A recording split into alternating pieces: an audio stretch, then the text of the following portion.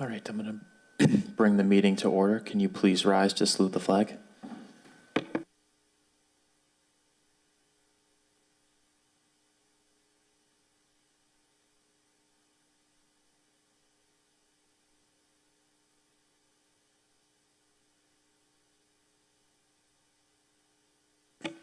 So good evening and welcome to the February meeting of the Revere Board of Health. My name is Dr. Drew Bunker and I am the Chair of Board of Health.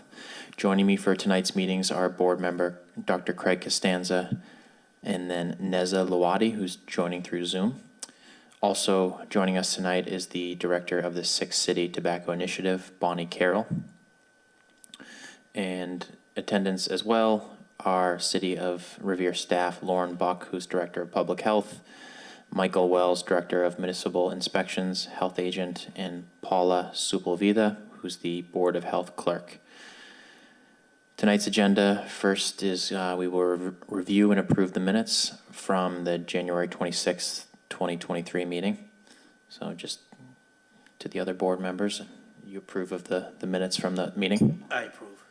Great. I approve the minutes also. Thank you. Excellent. And next thing is going to be the Public Health Communicable Monthly Report with Lauren Buck. Thanks, Dr. Bunker. So for the month of February, just a quick note, our influenza cases are significantly down from January, which is a great sign. We only had 16 cases over the last month, which is a huge decrease, and that's consistent with both state and national trends. For our COVID monthly report, for our total confirmed and probable cases to date, we had 26,512 cases. Our daily average number of cases was 4.4. Our 14-day positivity rate was 7.02, and our total deceased to date is 203. Just a quick note, other news from the CDC. So according to new CDC data released Monday, February 13th, nearly 3 in 5, which 57%, U.S. teen girls felt persistently sad or hopeless in 2021, double that of boys, representing a nearly 60% increase and the highest level reported over the past decade. The analysis includes 2021 data and trends from the Youth Risk Behavior Survey, which is YRBS. Other data includes a finding that nearly 1 in 3 seriously considered attempting suicide, up nearly 60% from a decade ago. This is just a good time to remind everyone that there's a new resource for suicide and crisis prevention. It's a 988 24/7 365 free confidential line where you would be connected to a trained crisis counselor. The 988 number was introduced this year, so just another reminder that it is available as a resource. And that's it. Great. Thank you, Lauren. Next is going to be the Inspectional Services Monthly Report with Michael Wells. Thanks, Dr. Bunker. The monthly report for municipal inspections is as follows. On the Interior Housing Division, we completed 57 Certificate of Fitness inspections, 27 interior complaints, 7 interior complaint re-inspections, 5 pool and spa inspections, 1 pool spa re-inspection. On the Food Inspection Division, we completed 32 routine inspections, 17 re-inspections, 3 complaint inspections, 3 pre-opening inspections of new businesses, 1 rodent control inspection, and 1 establishment closure for the month. On the Exterior Sanitation Division, we issued 47 violations for accumulation of litter, garbage, trash, and debris, 4 violations for carts out at improper times, 1 violation for commercial vehicle in a residential neighborhood, 23 violations for improper bulky items, and 233 violations for improper placement of garbage and trash. 9 violations for improper storage, 10 violations for junk heaps in automobile graves, 3 for multiple unregistered vehicles, 3 violations for unclean, unsanitary land, and 1 violation for working without a permit.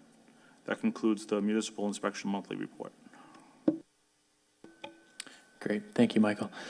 Next, we're going to do discuss the violations in regards to the tobacco product sales. So we have Bonnie Carroll here. As I had mentioned, she's the director of the Six City Tobacco Initiative. Just to give a summary of what that is. So that's an organization that's funded by the Massachusetts Department of Health, Public Health, and they work in the cities of Cambridge, Chelsea, Everett, Revere, Somerville, and Winthrop. And their goals are to ensure that the laws, regulations regarding tobacco sales are followed by this laws from the state of the Massachusetts, and they do some other things as well as education, and are involved with the communities that they serve. In terms of the regulations that are in place for the tobacco sales, the laws were enacted and voted upon last year in terms of what would happen if a violation of tobacco sales was made. These were based on the laws that were already in place from the Commonwealth of Massachusetts tobacco control regulation laws. And just to summarize those laws, because they're pertinent today, that if a business fails to comply to the tobacco sales laws, in the first case of a violation, a fine of $1,000 shall be issued, and the tobacco sales permit shall be suspended for 3 consecutive business days. For a second violation, that's a $2,000 fine, as well as a suspension for 7 consecutive business days. And we have 4 businesses today that violated the tobacco sales laws, the state of Massachusetts, and in this circumstance, this was sale of tobacco to a minor. We will give the opportunity for each business to come up, but I just want to give Bonnie a chance to add anything that I may have missed. Thank you, Dr. Bunker. I would just add that the purpose of, other than education and help with boards of health, to keep their regulations as in step with what's going on with the products that young people like, is part of what we're charged to do too under the Mass Tobacco Cessation program. And basically, the main point is to keep these products out of the hands of young people, because we know that if young people begin using these products before around the age of 25, not 21, it will likely lead to being a lifelong tobacco or nicotine user. So that's the importance of it. So if you want to take one of the retailers at a time, I do have the information about their sales to a person under 21. I apologize that I don't have the actual physical products with me right now. I do have them in a safe in my office. We keep them, we keep the date and the time and the amount paid for it and so on for meetings like this, but I couldn't get to my office today because of the weather. So I can just tell you what those products were. Bonnie, I don't think that's necessary. We can just go down the businesses and that had the violations, and then I can ask if they want to come up and say anything. But we'll start with the first business, which was the Eli Gasco Oil, which had a compliance check on the December 10th, 2022. And this was a second violation for them of tobacco sales. So if anyone from that business wants to come up and speak, they can. If not, we'll move on. I don't think anyone's present. Okay. Next is the business is Al Prime on 655 Revere Beach Parkway. Their date of compliance check was January 22nd, 2023, and this was their first violation. If anyone from that business wants to come up, they don't have to, but okay, no one present, yep. Next was Parkway Liquors, that's 190 Revere Beach Parkway. Their date of compliance check was January 22nd, 2023. And this is a first-time violation for them. If they would like to come and speak, please.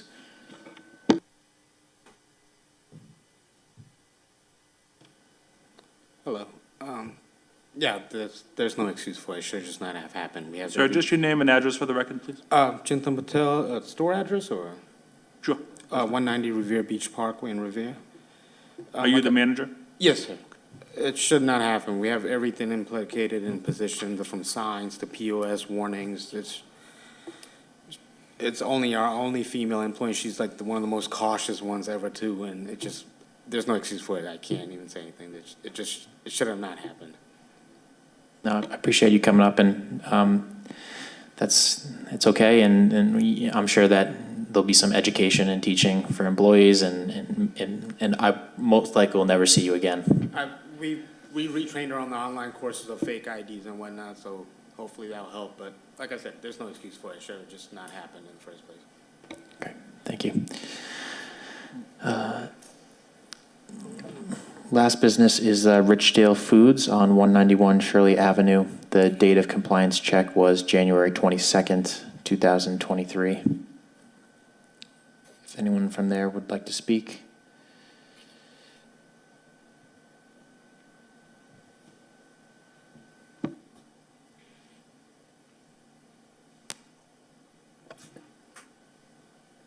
Hi, I'm coming for Revere Food Shop. Sorry for that. And my employer, they don't understand. So I'm extremely sorry. So I learned for him, and I try to understand everybody for check the make sure ID and who can coming in the store. Okay, thank you. Thank you. So for AL Prime, Parkways Liquors, Richdale Foods, it's going to be a 3-day suspension that will be enforced on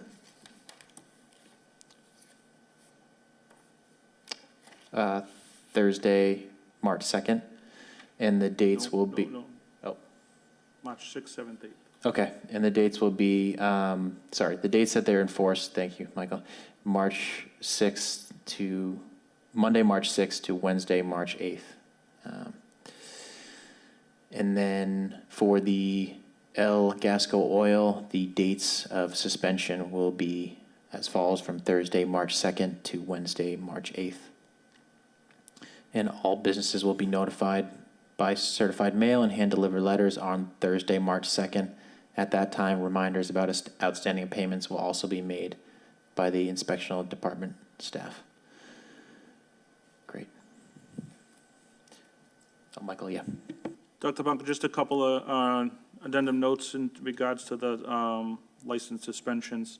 Inspectional services will go around on Thursday before March 2nd, which is the, March 6th, I'm sorry, March 2nd, I believe. We'll go around, we'll deliver your signage that needs to be posted. Also, products should be removed from the shelves or covered, so it doesn't, so your customers are aware that product cannot be sold, and the signage placed on the front door and on the product just take the pressure off of the staff and the owners, so there's no confrontation with the customers. Gasco does have a longer suspension. They have a 30-day suspension issued from the state, along with a 7-day suspension issued from the city. So they have a 37-day suspension, as it's their second offense. Everybody else is a 3-day suspension, first offense. Hopefully, we don't see anybody back here for a second offense. Hopefully there's some training in place to take care of it. You guys work hard for your businesses, and, this is the last thing we want to see happen. So just ensure that, moving forward, that practices are in place to ensure that this doesn't happen again. Thank you. Dr. Bunker, could I say one thing as well? Yep. I think that you said 6th, 7th, and 8th, and I just wanted to make sure that that folks know that it includes the 8th, so they can begin selling again on the 9th. Great, thank you for that clarification. I should have made that.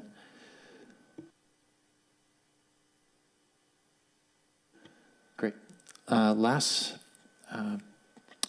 topic we're going to talk about today is the health code violation of Petco, who I believe is here today. Michael, I'm going to have you go ahead and kind of talk about that. Thank you, Dr. Bunker. We have a health code violation located at Petco, located at 339 Squire Note Road, Northgate Shopping Center in Revere. Late last summer, early spring, we had received some complaints, multiple complaints about a strong odor and rodent droppings in the store. Multiple complaint inspections took place, and there was evidence of rodent droppings and a strong odor in the store. We met with store management and facilities management to come up with action plans. Pest control services were increased to multiple times per week. Cleaning crew was hired to maintain the store to help eliminate the source. Flashing was added to lower walls of any holes that were in the walls to eliminate that. And mass trappings were taking place as well.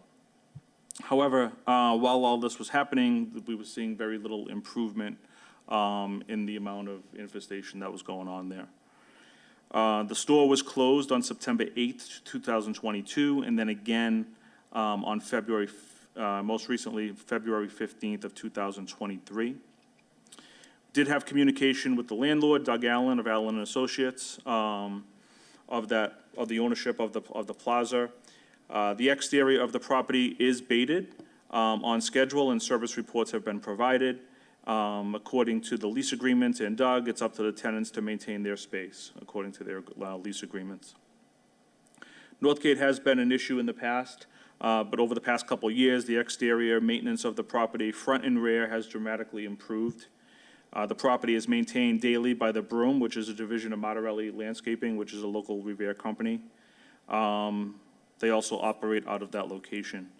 The entire property is swept daily. Trash barrels are emptied multiple times a day. No accumulation of trash and debris in the rear of the properties.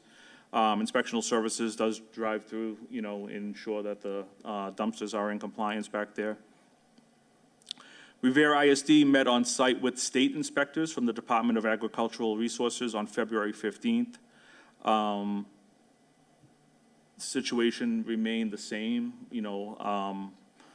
strong odor and lots of rodent droppings, lots of sources inside the store as far as bags being opened and bedding and all sorts of things.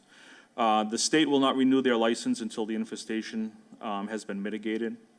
I was actually in contact with one of the state inspector today. He thanked us for taking action last week at Petco. He had a couple of phone calls with Amy, who I believe is the facilities director. Since the closure, he explained the sanitary requirements and was clear that in order to reopen the store again, that they needed to make sure that the odor and the infestation had been mitigated. He said, so far it seems that their pest control company hasn't been in contact with their department through the state. I was in contact with Amy, I believe, yesterday. She sent me an email as I was asking for an update. And, it appears that they're working hard to mitigate the situation going on there. They are doing a walkthrough with their pest control company tomorrow, along with a third party. They've done some more flashing on the walls. Hopefully, we can start to see some results and get the store back open at some point. There is some concern for the animals that are in the store. The state assures us that the animals in the store are being well taken care of and are okay. So I believe we have a representative from Petco here tonight, if they'd like to come up, and I believe there might be somebody on Zoom as well. Hi, good evening. This is Amy Ebersol Martinez, and I know I have Julia Chup actually in the room. So Mike, good to finally actually see your face. I know we've talked numerous times and emailed a lot over the course of the past couple months. So wanted just gonna kind of give you guys a rundown of what we've done since we've been closed. I know I sent you sort of a high level yesterday, Mike, but we have pulled all of the shelving units out from the wall. We've taken all of the product off the wall and cleaned and sanitized all of the shelving. We had a contractor come in and cut along the base and reflash everything along the base of that back wall where we were having the most activity. And in the process of that, we pulled out all contaminated insulation. Any evidence we found of any activity was pulled out then. And since then, the odor has gotten significantly better, just pulling that old insulation out. We extended the flashing up about 18 inches and have re-sheetrocked everything. So we're doing all that. We did take apart the gondolas, all of the shelving that was in there that had pegboard. There were 2 levels there, and we found that there was some instances that there was some activity within the gondolas themselves, so inside the 2 where the shelving meets. So we took those apart and we're addressing that. We did a mass trapping on Tuesday, and we'll continue with our 3-time-a-week service as we've been, and we're actually planning another mass trapping this weekend. The cleaning crew continues to be on site, as well as we've added additional hours to our team at the store to continue to do deep cleaning. We've added odor scrubbers. And again, we've also been connected with the landlord to ensure the outdoor activity is being controlled. We don't have any external entry points at this point. Everything that we have is contained within our 4 walls. So it's just identifying where they are. And I think we've done most of that already. So we've taken care, I think, of the vast majority of what's inside there. So we did shut off any shipments for this week, and I think Julie is going to work to shut off shipments for next week, just to keep any extra material out of the stores, just to make sure that we have everything sort of under control. We have given a process in place that before anything enters our store from a distribution center, we're sort of blowing out the pallets with a leaf blower, just to, if there happens to be anything in there, we've startled it out and it's not inside the store. We've startled it outside the store, so we're not bringing any further outside contamination into the store. As Mike had mentioned, we are having a third-party walk through the store tomorrow to see if Ecolab has missed anything or has any other suggestions that we can go ahead and utilize. We are also installing bait lines in the back wall and access points so that we can try to get whatever's left that happens to be in the walls. So we are going to continue enhanced monitoring via photos. Our store staff has been sending us photos every night of what's cleaned, and then the next morning, so we can really sort of hone in on where they're coming from. And our field staff, Julia, and then her boss, Mike, will also increase their visits out there to not only just sort of check on things, but to, support the staff and what they've been doing over the past couple months, because it has been a chore. We'll start to get better and then we sort of go backwards. So I think we're on the right track. I'm not sure if there's anything else you'd like to add, Julia, to that, or Mike, if you have any questions.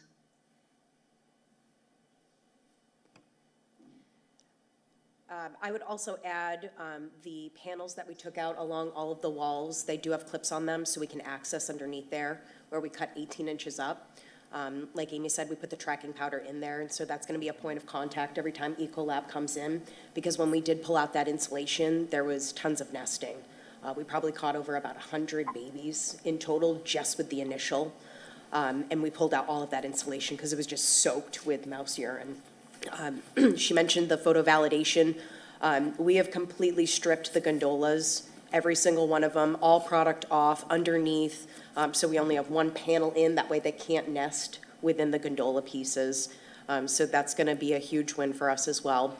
We've also ordered additional deodorizers that are Ecolab approved that we're going to put around the stores in addition to the scent machines that we have in there. So again, from a smell perspective, like this has been going on for quite some time. So all of those things are going to help us achieve our goal there. And then the final piece I would just add, I went to Burlington Coat Factory last week after we were closed, and I inspected their human food, and it was completely ripped apart. There was mouse feces everywhere, just indicative of, them traveling throughout the plaza. And if you look, our ceilings actually access the rest of the plaza. So there's openings at the top, we have a video where you can see mouse feces coming on the side of the wall from that metal piece. So another point that we're going to be looking at is plugging those holes to our location specifically.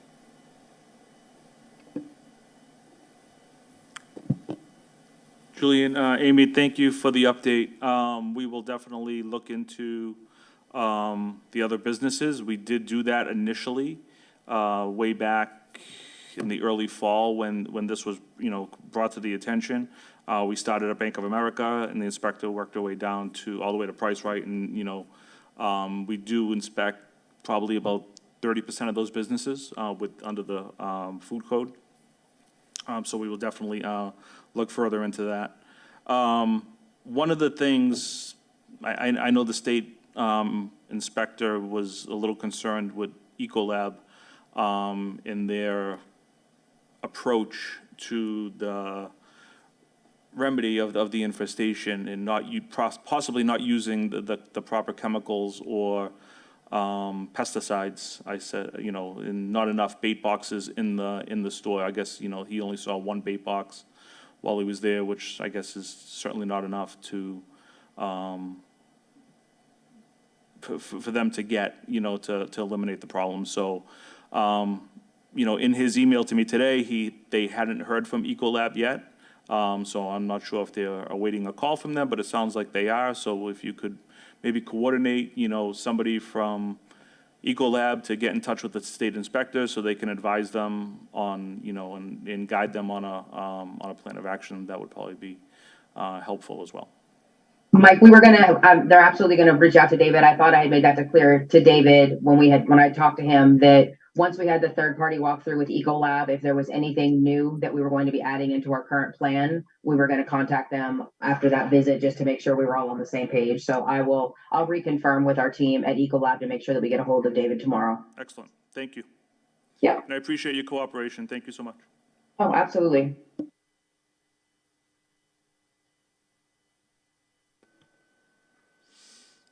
Great.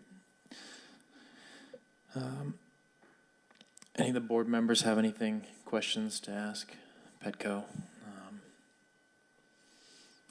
I think my one question I have, just kind of thinking about the future when you guys do reopen.